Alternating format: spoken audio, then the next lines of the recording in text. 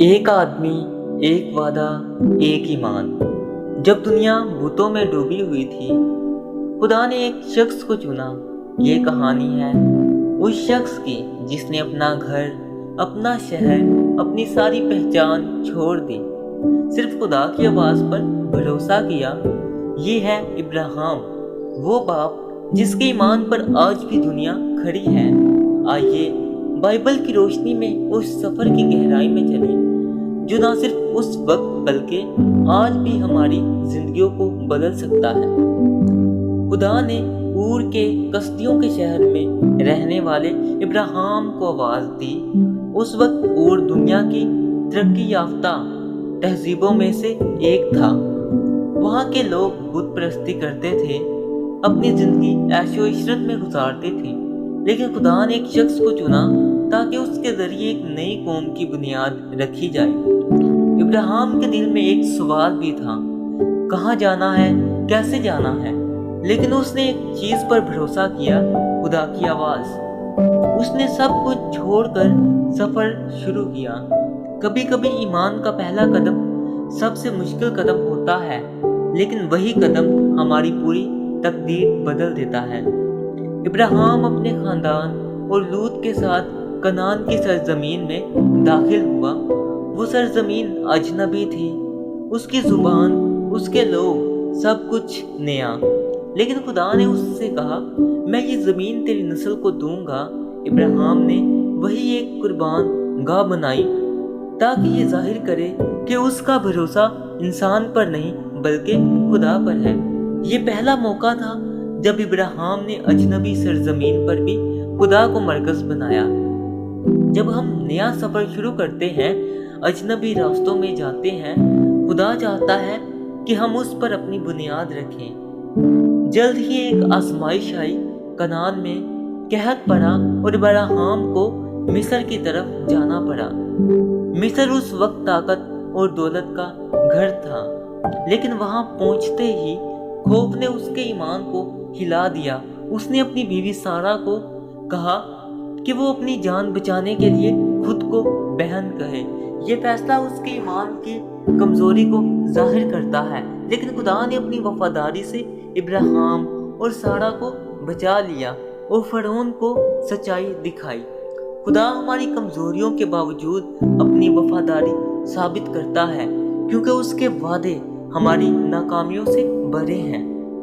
جب خدا نے ابراہیم کو برکت دی، اس کے پاس مال، مویشی اور نوکر بہت زیادہ ہو گئے۔ لوط کے پاس بھی یہی تھا۔ دونوں کے نوکروں میں جھگڑے شروع ہوئے۔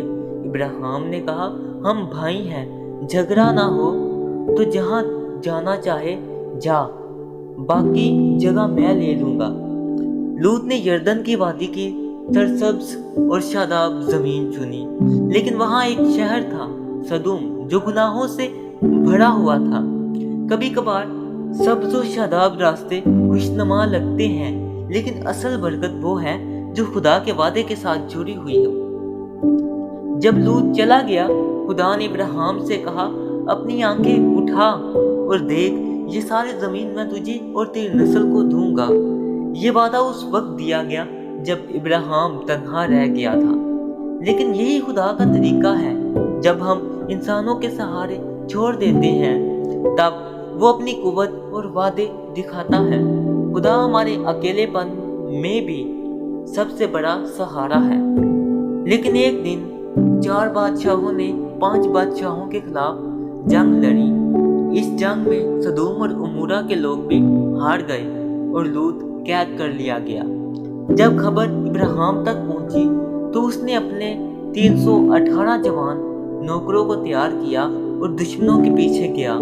رات کے اندھیرے میں اس نے اچانک حملہ کیا اور دشمن کو شکست دی۔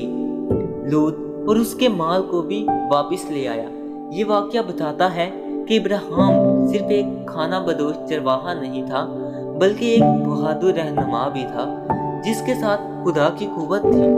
جب ہم خدا پر ایمان رکھتے ہیں تو وہ ہمیں ہر میدان میں بہادر اور غالب بناتا ہے۔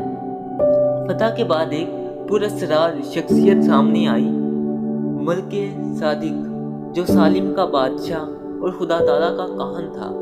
उसने इब्राहिम को रोटी और मैद दी और बरकत दी। इब्राहिम खुदा ताला की तरफ से मुबारक है जो आसमान और जमीन का खालिक है। इब्राहिम उसको अपने माल का 10वां हिस्सा दिया। ये बाइबल में पहला मौका था जब अशर का जिक्र आया। खुदा की बरकत के बाद शुक्रगुजारी के तौर पर देना हमारी इबादत का हिस्सा है। सदूम के बादशाह ने इब्राहिम को कहा, लोगों को मुझे दे दे, माल तू रख ले। लेकिन इब्राहिम ने जवाब दिया, मैं कुछ भी नहीं लूंगा, ताकि कोई ये ना कहे कि बादशाह सदूम ने इब्राहिम को दौलतमंद बनाया। यहाँ इब्राहिम ने अपनी जिंदगी का मरकज खुदा को रखा, ना कि दुनियावी फायदे को। असल इज्जत और दौलत वो है जो खुदा देता है, ना कि दुनिया। जंग और आजमाइशों के बाद शायद इब्राहिम के दिल में खौफ आया होगा। तब खुदा ने उससे कहा, मत डर, मैं तेरा ढाल हूँ और तेरा अजर बहुत बड़ा होगा। ये वादा उस वक्त दिया गया जब इब्राहिम के पास औलाद भी ना थी, लेकिन खुदा उसे एक बड़े मुस्तकबिल की तस्वीर दिखा रहा था। जब हम मायूस हों, खुदा हमें अपने वादे से तसल्ली देता है। इब्राहिम का सफर सिर्फ एक जमीन से दूसरी जमीन का सफर नहीं था, ये ईमान का सफर था। उसने कमजोरियां भी दिखाई, गलतियां भी की, लेकिन खुदा का वादा उसकी हर कमजोरी से बड़ा निकला। आज भी जब हम अपने सफर पर चलते हैं, खुदा हमसे यही कहता है, मैं तेरी ढाल हूँ, तेरा अजर बहुत बड़ा होगा। इब्राहिम की तरह हम भी अपनी आंखें उठाकर देखें, क्योंकि खुदा के वादे आज भी जिंदा हैं। अगर आपको ये वीडियो अच्छी लगी हो तो वीडियो को लाइक करें और हमारे चैनल कलाम खुदा को ज़रूर सब्सक्राइब करें। खुदा आप सबको बरकत दे। आमीन।